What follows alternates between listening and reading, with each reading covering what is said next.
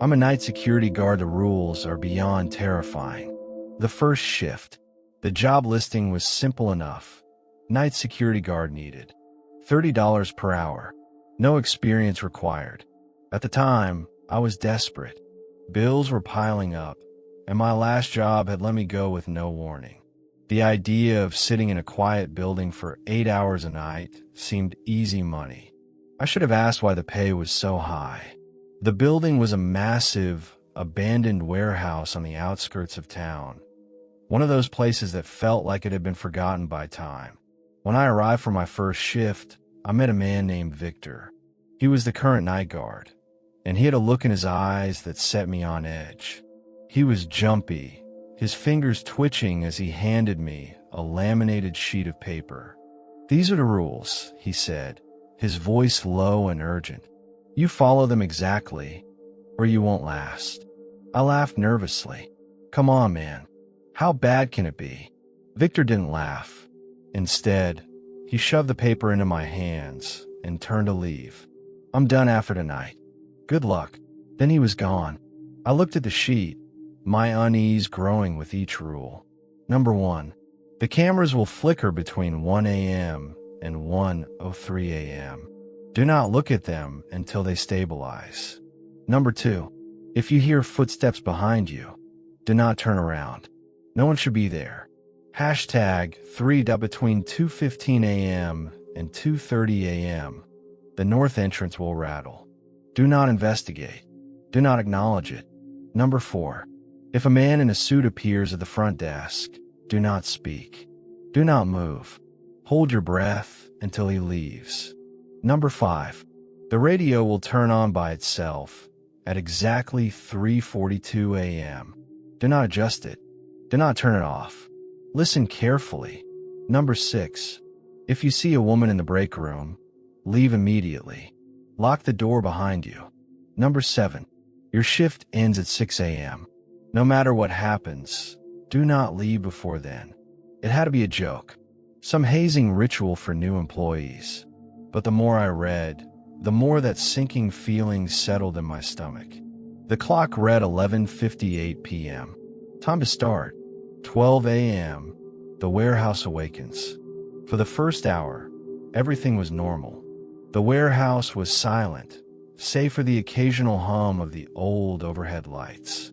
I made my rounds, flashlight in hand, checking the long, empty aisles of rusting metal shelves. Then, at exactly 1 a.m., the security monitors flickered. The screens distorted, twisting into static and strange, flickering shadows. I could swear I saw figures moving, long limbs, empty faces, crawling toward the camera. My fingers twitched toward the keyboard, but I froze. Rule number 1. Do not look at the cameras until they stabilize. I clenched my jaw and turned away, forcing myself to focus on the ticking clock. 1:01 a.m. 1:02 a.m. The flickering intensified, and a low, droning sound filled the room. The hair on my arm stood up. Then, at exactly 1:03 a.m., the static cleared. The figures were gone. I let out a shaky breath. This was real. The rules were real. 2:15 a.m., the north entrance. I was still rattled when the metallic rattle of the north entrance echoed through the warehouse. My blood turned to ice. Rule number 3, do not investigate. Do not acknowledge it. The rattling grew more violent, the sound of something slamming against the door. My grip tightened around my flashlight. I could feel a presence on the other side, something watching, waiting for me to break the rule. Then came the whisper, a voice, low and hoarse, rasping through the cracks in the door. "I know you're in there." I squeezed my eyes shut. "Let me in." The metal groaned as if something was pressing against it, pushing to get inside. My breath came fast and shallow. Then, as suddenly as it started, the noise stopped. Silence. I didn't move. Didn't dare check the door. When I finally gathered the courage to glance at the clock, it read 2:31 a.m. I had made it. 3:42 a.m. The radio message. By 3:42 a.m., I was exhausted, my nerves frayed. When the old radio on the desk crackled to life, I jumped. A deep, distorted voice whispered through the static. "They see you." My skin prickled. "He is coming." The voice cut out. The radio went silent. I didn't know who he was, but I didn't want to find out. 4:10 a.m. The man in the suit. I heard the footsteps before I saw him. A slow, deliberate stride echoed down the hallway, growing closer. My breath caught as a tall figure stepped into view. A man in a dark suit, his face obscured by shadow. He stopped at the front desk, staring, waiting. My pulse pounded in my ears. Rule number 4, do not speak. Do not move. Hold your breath until he leaves. I clenched my fists, willing myself to stay still. The man cocked his head, as if listening. My lungs burned, but I didn't dare breathe. Then, he turned, walked away, vanished into the dark. I gasped for air, heart hammering. I had followed the rule, but I could still feel him, watching. 5:30 a.m., the break room. I had almost made it. Just 30 minutes left. Then I saw her, a woman standing in the break room, her back turned. Her long, dark hair draped over her shoulders, her pale hands trembling. My stomach dropped. Rule number 6. If you see a woman in the break room, leave immediately. Lock the door behind you. I stepped back, my hands shaking. The woman twitched, as if sensing me. Slowly, her head began to turn. Too slowly, too far, until I could see the edge of her mouth stretching into an inhuman grin. I bolted. Slamming the door, I turned the key, locking it. The instant the lock clicked, a blood-curdling scream erupted from the other side. The door rattled violently, the handle jerking as something pounded against it. Then silence. I didn't move until the clock read 6 a.m. 6 a.m., the end of the shift. The warehouse was silent again. I grabbed my things, my hands trembling as I stepped outside into the first light of dawn. Victor was waiting. He studied my face, then nodded. "You made it." I swallowed hard. "What the hell is this place?" His expression darkened. "Just be glad you follow the rules." I want to quit, to walk away and never look back. But something told me this wasn't over. I had survived the first shift, but could I survive the next? The second night, the morning light did nothing to shake the cold terror that had settled in my bones. I spent the entire day debating whether I should go back. My gut screamed at me to walk away, to never set foot in that warehouse again. But the job paid well, too well, and I had bills to pay. Besides, part of me needed answers. What was this place? What were those things I had barely survived last night? By the time 11:45 p.m. rolled around, I found myself standing at the warehouse entrance once again. The air was thick, the silence oppressive. Victor wasn't waiting for me this time. Instead, there was an envelope taped to the security desk, my name scrawled across it in uneven handwriting. For the new guy. I hesitated before opening it. Inside was another set of rules, but these weren't the same ones from last night. This time, they were worse. New rules for night 2. Number 1. At exactly 12:17 a.m., you will hear a knock at the front door.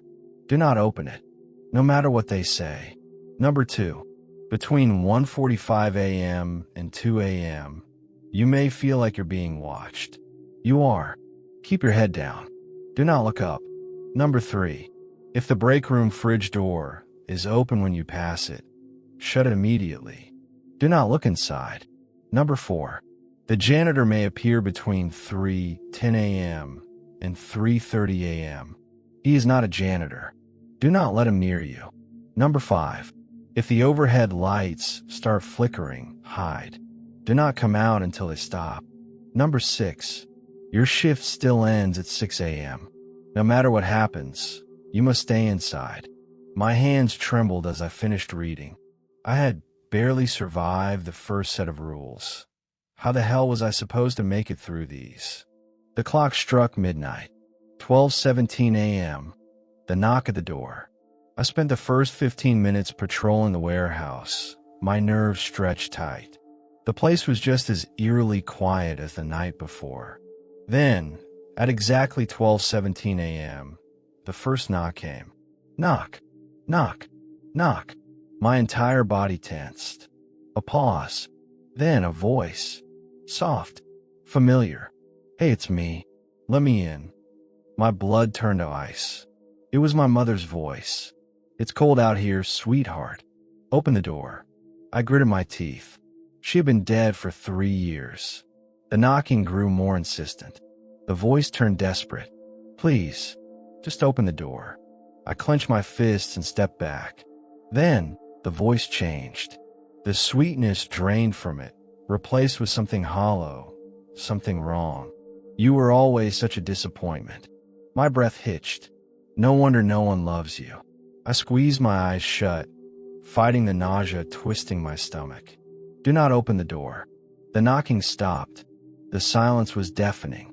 I forced myself to move, to keep going, but my hands wouldn't stop shaking.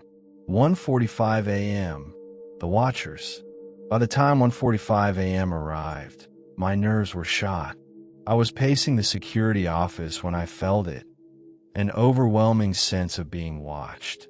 The air turned thick, suffocating. I resisted the urge to look up. Something was there. I could feel it. A low, guttural whisper slithered through the air. He's looking at us. I clenched my jaw, keeping my gaze locked on the desk.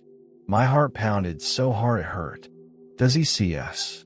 Another voice, softer, closer, breathed against my ear.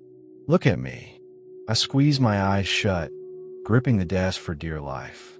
My skin crawled as unseen figures pressed in around me, whispering, waiting. Then, just as suddenly as it had begun, the pressure lifted. The air cleared. I dared to glance at the clock. 2:01 a.m. I had made it. 3:10 a.m. The janitor. I was making my rounds when I spotted him. A man in a faded blue jumpsuit, pushing a mop across the warehouse floor. He moved slowly, methodically, his back turned to me. At first, I almost believed he was real. Then I remembered rule number 4. He is not a janitor. I froze. My mind screamed at me to leave. But before I could move, the man stopped and turned his head, only his head, toward me. His face was all wrong. His skin was stretched too tight, his grin too wide, his eyes black and endless. You made a mess, he rasped. He took a step forward. I bolted. I didn't stop running until I reached the security office, slamming the door behind me. My pulse pounded as I grabbed the radio, my voice shaking. Victor, if you can hear me, what the hell is going on? Silence. Then static. Then his voice. You need to leave. Chills ran down my spine. You never should have come back. Then, just as suddenly, the radio went dead. 4:30 a.m. The lights flicker. I barely had time to process Victor's warning before the overhead lights flickered. And I remembered rule number 5. Hide. I dove beneath the security desk as the lights sputtered and died, plunging the warehouse into darkness. Silence. Then footsteps.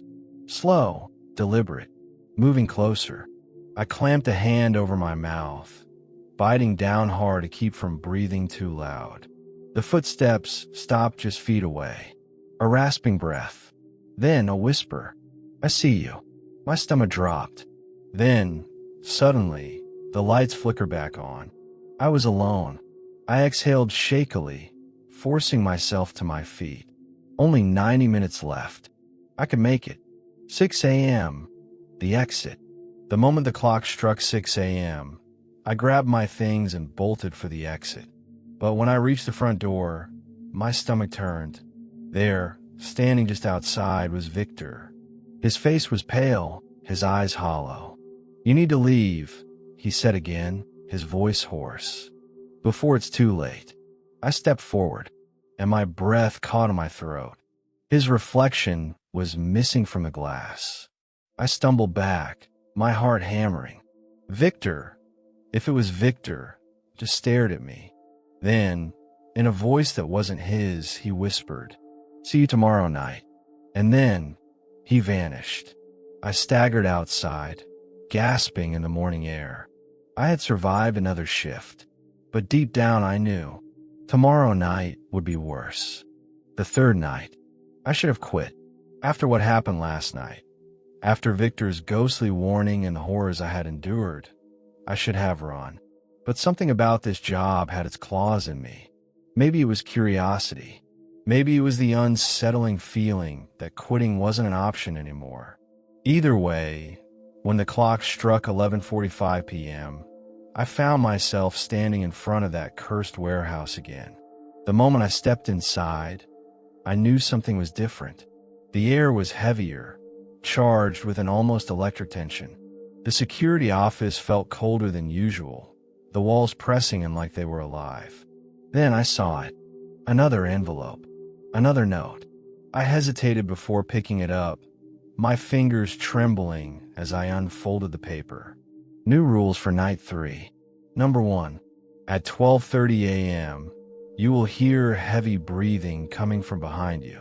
Do not turn around. Number 2. If the security monitors display static at any point, turn them off immediately. Do not watch them. Number 3. At 1:11 a.m., the emergency exit light will flicker.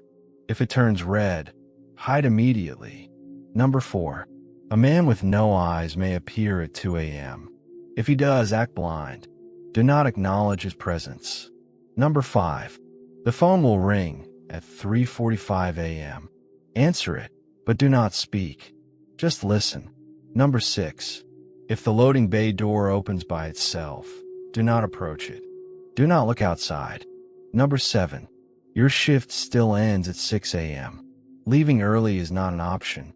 I swallowed hard, my pulse hammering. The rules were getting worse. I shoved the note into my pocket just as the clock hit midnight. Another shift had begun. 12:30 a.m. The breathing. I was halfway through my first patrol when I heard it. A slow, wheezing breath. Right behind me. Every muscle in my body locked up. My instinct screamed at me to turn around, to see what was there. But I remembered rule number 1. Do not turn around. I forced myself to move forward, each step slow and deliberate. The breathing followed, growing heavier, closer. I could feel the air shift against my neck, something just inches away. My fingers clenched around my flashlight. Then, just as suddenly as it had begun, the breathing stopped. I sucked in a shaky breath, my hands trembling. It was only 12:35 a.m. 5.5 hours left. 1:11 a.m. The emergency exit light. I was watching the security monitors when I noticed it. The emergency exit light at the far end of the warehouse flickered. Then it changed, from white to red. My stomach dropped. Rule number 3. If the emergency exit light turns red, hide immediately. I dove under the desk just as the temperature in the room plummeted. A thick, suffocating silence filled the air, pressing down on me like a weight. Then, something moved. I couldn't see it, but I felt it. A heavy presence, lingering near the security office door. A slow, scraping sound echoed through the warehouse. Something dragging across the floor. It passed by the office. Then silence. I waited, counted the seconds.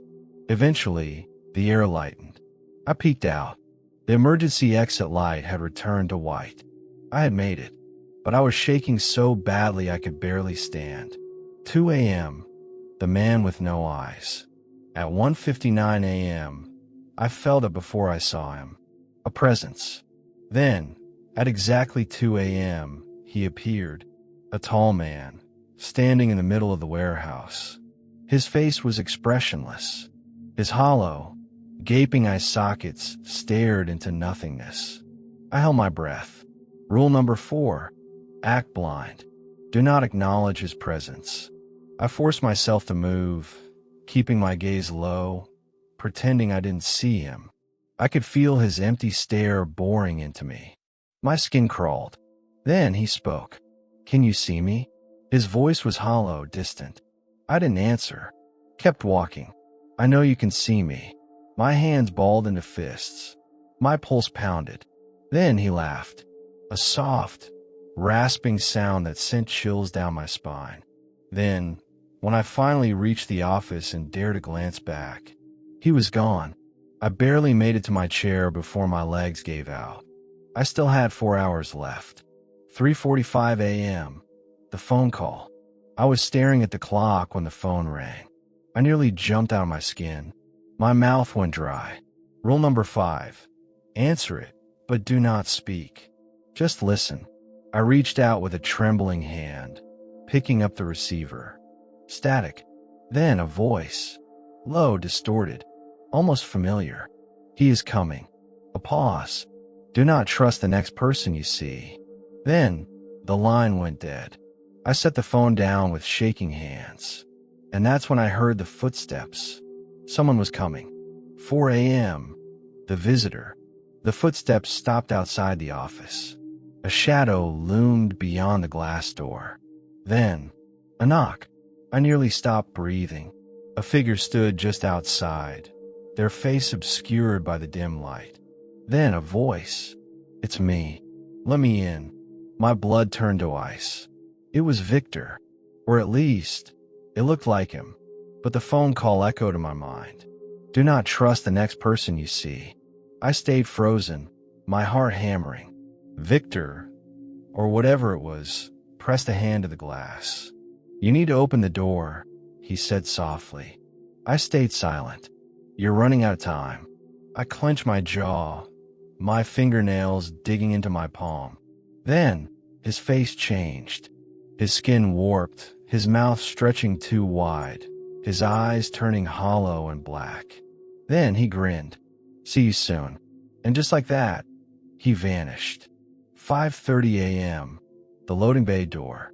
I had made it this far. Only 30 minutes left. Then, a loud clank echoed through the warehouse. I turned toward the sound, and my stomach dropped. The loading bay door was wide open. The wind held outside. The air beyond the door was wrong. Dark, endless, like staring into a void. Something moved in the shadows. A tall, twisted figure, just standing there, watching, waiting. My knees nearly buckled. Rule number 6. Do not approach it. Do not look outside.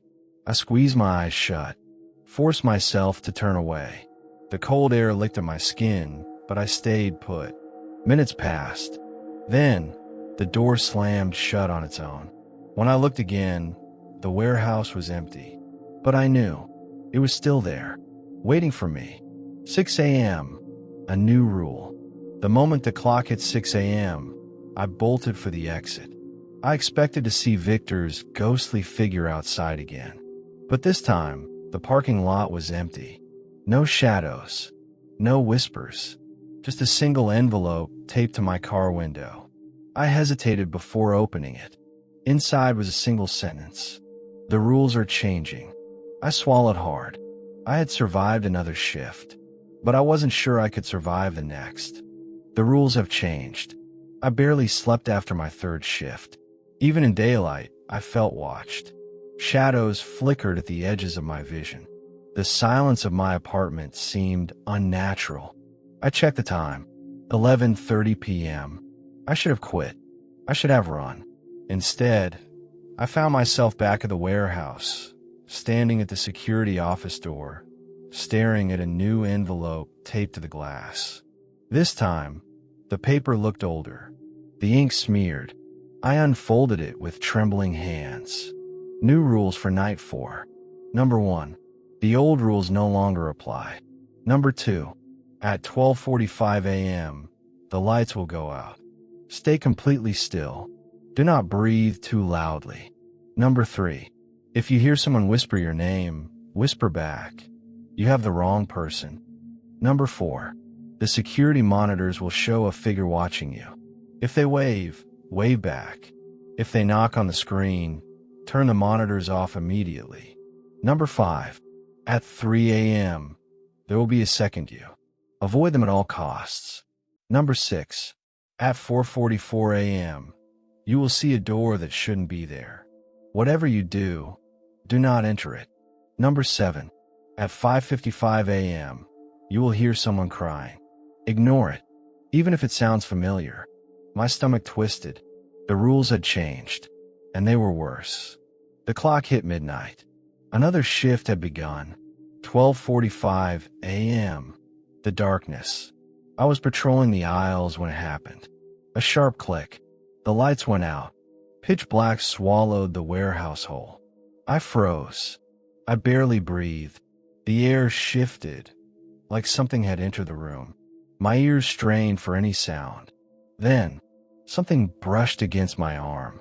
I clenched my jaw, forcing myself to stay perfectly still. A slow, deliberate exhale drifted against my ear. Then, a sharp snap, like fingers cracking inches from my face. I nearly flinched. I stayed still.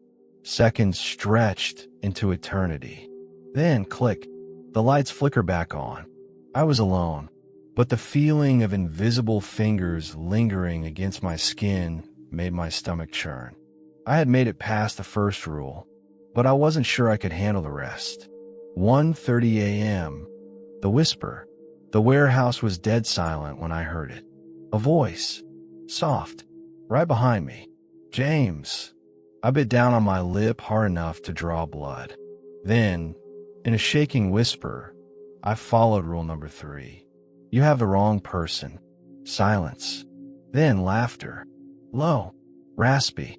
Amused. The air turned thick. Then the whisper came again, this time from everywhere at once. Are you sure? The lights flickered. Then the presence was gone. I had no time to recover before I heard something even worse. A rhythmic tapping coming from the monitors. 2 a.m. The figure in the monitor. I turned toward the security monitors, my breath catching in my throat. One of the screens, camera 4, showed a shadowy figure standing in the middle of the warehouse. It was tall, unmoving, watching me. Then, slowly it waved. My fingers trembled as I forced myself to wave back. The figure tilted its head, as if studying me. Then, suddenly, it knocked on the screen. A deep, hollow thud. I lunged for the power button, slamming the monitors off. Darkness swallowed the screens. When I turned back toward the warehouse, the figure was gone. But I knew it was still there. Somewhere. Waiting. 3 a.m. The other me. I had just finished patrolling the back aisles when I rounded a corner. And froze. Because I was standing at the far end of the warehouse. My own reflection. No. Something pretending to be me. Stood motionless in the dim glow of the emergency lights. Its head was tilted, its expression empty. Then, it smiled. Not a normal smile. A wrong one. Its lips curled too far, its teeth too white, too sharp. Then in my voice it spoke. You're not supposed to be here. My hands clenched into fists. I took a slow step back. Then, my double took a step forward. I turned and ran. I didn't stop until I locked myself in the security office, chest heaving, sweat slicking my skin. Somewhere, out in the warehouse, I was still there, and I had 3 hours left. 4:44 a.m. The door that shouldn't be there. I was checking the aisles when I saw it. A door, a black door, standing in the middle of the warehouse. It wasn't connected to anything, just a freestanding, rotting wooden door frame. Something about it felt hungry, like if I got too close, it would pull me in. Then it rattled. Something inside was knocking, a deep, slow pound against the wood. Then, James. My blood turned to ice. It was my own voice coming from the other side. Let me out. I bolted. I didn't stop running until I was back in the security office, locking the door behind me. The knocking continued. Then, slowly it stopped, and when I checked again, the door was gone. I wasn't sure I could take much more of this, but I had one final rule to survive. 5:55 a.m., the crying. It started as a soft whimper. Then it grew louder. A woman's voice, sobbing, heartbroken. It echoed through the warehouse, rising in agony. I knew better than to follow it, but something about it, something familiar, dug into my bones. James, help me. I clenched my fists, willing myself to stay put. But the crying only grew louder. Please don't leave me here. My breath hitched. I knew that voice. It was my mother. She had been dead for 3 years. My feet almost moved before I caught myself. I shut my eyes, gripping the desk, so hard my knuckles turned white. Then, just as suddenly as it had started, the crying stopped. The silence that followed was unbearable. Then the clock hit 6 a.m., and it was over. The final warning. I stepped outside, gulping in the fresh air. I had survived again, but I didn't feel like I had one. Something had changed. The warehouse no longer felt like a place of work. It felt like something that was watching me now, waiting. When I reached my car, I saw it. A final envelope. My hands trembled as I opened it. Inside was a single sentence. Tomorrow, there are no rules. I stared at the words, my pulse pounding. The rules had kept me alive. If they were gone, I wasn't sure I would survive fifth night. The final shift. I didn't sleep. Not after last night. Not after reading the note. Tomorrow, there are no rules. For 4 nights, the rules had kept me alive. They were brutal, horrifying, but they were clear. Now I had nothing to guide me.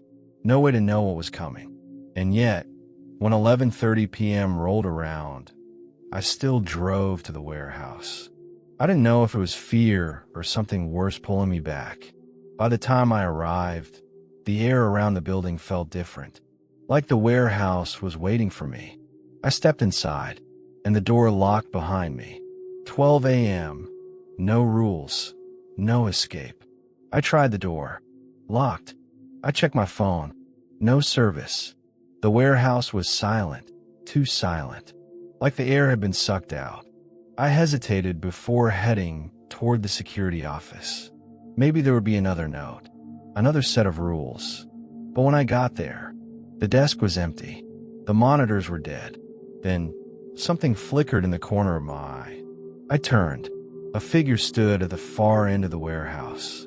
Tall, motionless, watching. A wave of nausea rolled through me. I forced myself to blink, and it was closer. 1 a.m., the shadow that moves when I blink. My hands trembled as I backed away. I squeezed my eyes shut, heart hammering. When I opened them, it was closer. The thing had no face, no eyes, no mouth, just a black, empty void where its features should have been. I turned and ran. My footsteps echoed through the empty aisles. No matter which way I went, the air felt thick, like the walls were closing in. Then, a whisper. Don't run. The voice came from everywhere. I kept running.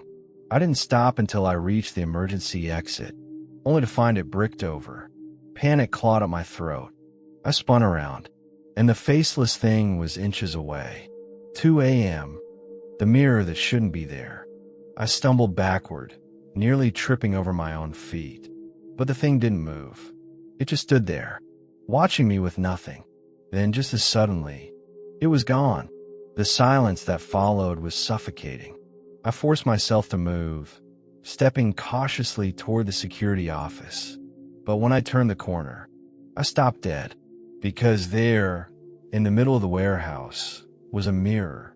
A tall, full-length mirror. It hadn't been there before, and when I looked into it, I didn't see my reflection. I saw something else, something wearing my face. 3 a.m. My reflection smiled first. I swallowed hard, stepping closer. The thing in the mirror moved like me, but something was off. Then, it smiled. I didn't, but my reflection did. And then, it stepped forward. I stumbled back, but the glass was gone. The reflection walked out, and I was still there, trapped. 4 a.m. I wasn't me anymore. I felt it instantly. The wrongness. I was inside the mirror, and my reflection, no, the thing wearing my face, was out there. It turned toward me, tilting its head. Then in my voice it whispered, "You should have left." And it walked away. I slammed my fist against the glass. No, wait. Let me out. But it didn't stop. It just kept walking out of the warehouse. It was taking my life, and I was stuck here. Forever. Or at least, that's what I thought. Until I heard the knocking. 5 a.m. The knock of the glass. A slow, deliberate knock echoed through the mirror. I turned. Victor was standing on the other side. His ghostly form flickered, his eyes full of something I couldn't quite place. "You're not supposed to be here," he whispered. I swallowed hard. "I know." Victor reached out, his hand pressed against the glass. "Do you want to leave?" I nodded furiously. He exhaled. "Then run." Before I could ask what he meant, the mirror shattered, and I was falling. 6 a.m. The warehouse let me go. I hit the ground hard. When I looked up, I was back. The mirror was gone. The warehouse was empty. The exit door was open. I didn't hesitate. I ran. I didn't stop running until I reached my car. I didn't look back. I didn't breathe until I was miles away. I wasn't sure how I had escaped, but I knew one thing. I would never go back. Epilogue, the final note. 2 days later, I got a letter in the mail. No return address. Just my name. I hesitated before opening it. Inside was a single piece of paper. A final rule. You may have left the warehouse, but the warehouse has not left you. And beneath it, a smudged, bloody fingerprint. I burned the letter, but deep down I knew it wasn't over. Somewhere out there, the warehouse was still watching. And one day, it would come back for me. The end.